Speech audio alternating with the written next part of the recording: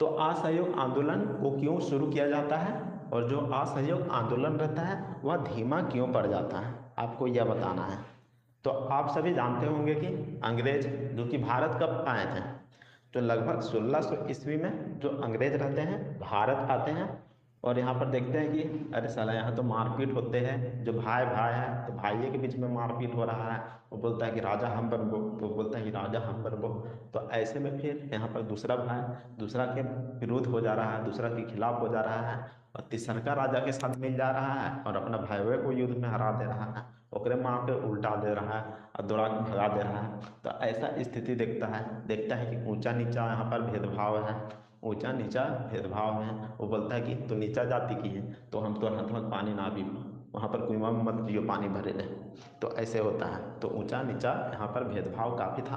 तो ऐसे में यहाँ पर जो अंग्रेज की स्थिति को देखते हैं और भारत को गुलाम बना लेते हैं।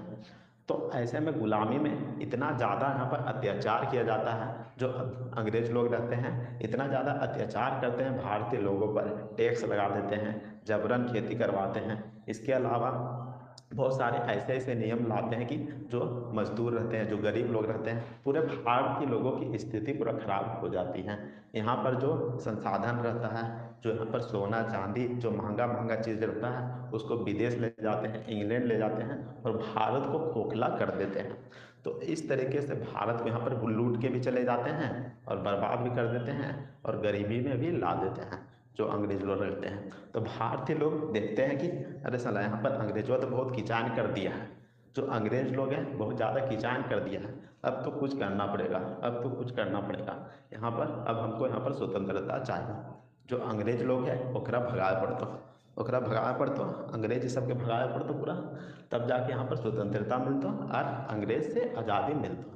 तो ऐसा करता है, तो अंग्रेज लोग को भगाना चाहते हैं जो यहाँ पर भारतीय लोग रहते हैं। तो इसके लिए फिर असहयोग आंदोलन शुरू किया जाता है, असहयोग आंदोलन शुरू किया जाता है। तो असहयोग आंदोलन कब शुरू किया जाता है, तो इसकी शुरुआत किया जाता है 1 अगस्त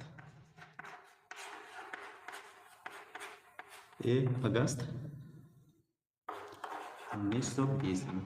और किसके नेतृत्व में किया जाता है, तो महात्मा गांधी, महात्मा गांधी।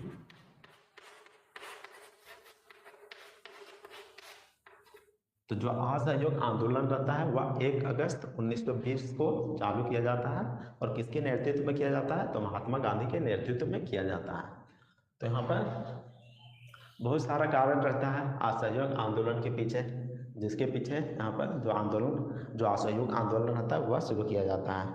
उनमें से कौन कौन सा कारण है, तो यहाँ पर जो यहाँ पर भारतीय लोग चाहते हैं, पहला कारण तो हो गया कि ब्रिटिश को भारत से भगाना चाहते थे, स्वतंत्रता चाहते थे, ब्रिटिश को भारत से भगाएंगे तभी तो स्वतंत्रता मिलेगा। तो स्वतंत्रता की मांग को लेकर ब्रिटिश को भारत से भगाना चाहते थे, पहला कारण हो गया। और दूसरा कारण यहाँ पर क्या हो गया, तो यहाँ पर देख सकते हैं भारतीय सहयोग के कारण ही ब्रिटिश शासन चल रहा था। तो सभी को मानना था कि मान लीजिए कि हम वहाँ पर कोई चीज़ सामान बेचेंगे तो जब वह देगा तभी तो वहाँ पर बेचेगा। तो ऐसा ही होता था, जब ब्रिटिश लोग रहता था यहाँ पर कुछ कुछ ऐसे स्कूल कॉलेज खोल दिए थे तो वहाँ सब भारतीय लोग पढ़ने जाता था। इसके अलावा ब्रिटिश सामान बन रहा होता है तो उसको भारतीय लोग खरीदते हैं, कोई भी सामान रहता है उसको खरीदते हैं। साथ ही साथ जो कपड़ा रहता है भारी से भारी मात्रा में जो भारतीय लोग रहते थे उसको खरीद रहे होते हैं, यानी कि जो भारत के लोग रहते थे वह अंग्रेजों का सहयोग कर रहे होते हैं, अंग्रेजों का सहयोग कर रहे होते हैं। जो यहाँ पर अंग्रेज लोग कहते थे वह भारत के लोग मानते थे। तो ऐसे में सहयोग हो गया। तो पहला कारण हो गया यहाँ पर जो यहाँ पर ब्रिटिश जो भारतीय जनता रहता है वह स्वतंत्रता चाहते थे, तो पहला कारण हो गया। इसके कारण असहयोग आंदोलन किया जाता है। इसके अलावा असहयोग आंदोलन क्यों किया जाता है, तो इसलिए किया जाता है क्योंकि जो भारतीय लोग रहते हैं वह अंग्रेज का सहयोग नहीं करना चाहते थे। तो महात्मा गांधी साफ साफ कह देते हैं कि कोई भी भारतीय अब अंग्रेज का सहयोग नहीं करेगा, यानी कि अंग्रेजी चीज़ों को नहीं अपनाएगा, चाहे वह कोई भी चीज़ है, चाहे विदेशी कोई भी चीज़ है, विदेशी कोई भी चीज़ है उसका इस्तेमाल नहीं करेगा, विदेशी कोई भी चीज़ है उसका इस्तेमाल नहीं करेगा, यानी कि सहयोग करने की बात नहीं की गई। तो यहाँ पर जो कपड़ा रहता था उसको यहाँ पर लेने से इनकार कर दिया। जो ब्रिटेन में बनता था उस कपड़ा को लेने से इनकार कर दिया गया, ब्रिटिश वस्तुओं का बहिष्कार किया गया। इसके जगह पर जो स्वदेशी चीज़ रहता था उसको अपनाया गया, यानी कि हमारे देश में जो चीज़ बन रहा होता है उसको अपनाया गया, स्वदेशी चीज़ों को अपनाया गया। और उसके बाद फिर क्या होता है, तो उसके बाद जो स्कूल रहता है, कॉलेज रहता है, कोर्ट कचहरी रहता है, वहाँ पर जाने से सभी भारतीय लोग इनकार कर दिए, मना कर दिए। तो जो ब्रिटिश स्कूल था, कॉलेज था और साथ ही साथ जो संस्थान थे, चाहे कोर्ट कचहरी हो, चाहे कोई भी दफ्तर हो, तो वहाँ पर जाने से सभी को मना कर दिया। तो इस तरीके से असहयोग आंदोलन को किया जाता है, असहयोग आंदोलन को किया जाता है। अब देखिए यहाँ पर जो असहयोग आंदोलन रहता है, जो असहयोग आंदोलन रहता है, आखिर यह धीमा क्यों पड़ जाता है? जो असहयोग आंदोलन रहता है यह धीमा क्यों पड़ जाता है? तो जो असहयोग आंदोलन रहता है उसको वापस ले लिया जाता है। आपको शायद मालूम होगा कि चौरी चौरा कांड के बारे में, जो चौरी चौरा कांड होता है, आपको मालूम होगा चौरी चौरा कांड के बारे में। चौरी चौरा कांड,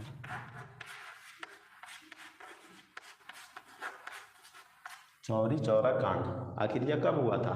तो यह हुआ था 1922 ईस्वी में। फरवरी 1922 ईस्वी में चौरी चौरा कांड होता है। और इसमें क्या होता है, तो यहाँ पर सबको जो आंदोलनकारी रहते हैं वह झंडा ले लेते हैं और चल देते हैं आंदोलन करने के लिए। और बीच में एगो पुलिस थाना भेटा जाता है, पुलिस थाना रहता है। वहाँ पर हो सकता है कि कुछ वकझक हो जाता होगा, कुछ बोला बोली हो जाता होगा आंदोलनकारी में और पुलिस थाना वाला में। तो ऐसे में फिर क्या होता है, तो जो आंदोलनकारी रहता है वह पुलिस थाना में आग लगा देता है, पुलिस थाना में आग लगा देता है, जिसके कारण जो पुलिस थाना रहता है उसमें मौजूद 22 पुलिस जल के मर जाते हैं।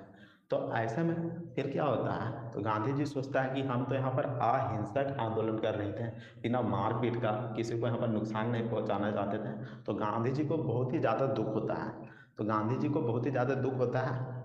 और आपको बता दूं कि जो चौरी चौरा कांड होता है यह उत्तर प्रदेश के गोरखपुर जिला में होता है, उत्तर प्रदेश के गोरखपुर जिला में होता है। तो आपको ध्यान में रखना है जो चौरी चौरा कांड होता है कहाँ पर होता है, कब होता है और इसमें क्या होता है, तो इसको ध्यान में रखना है।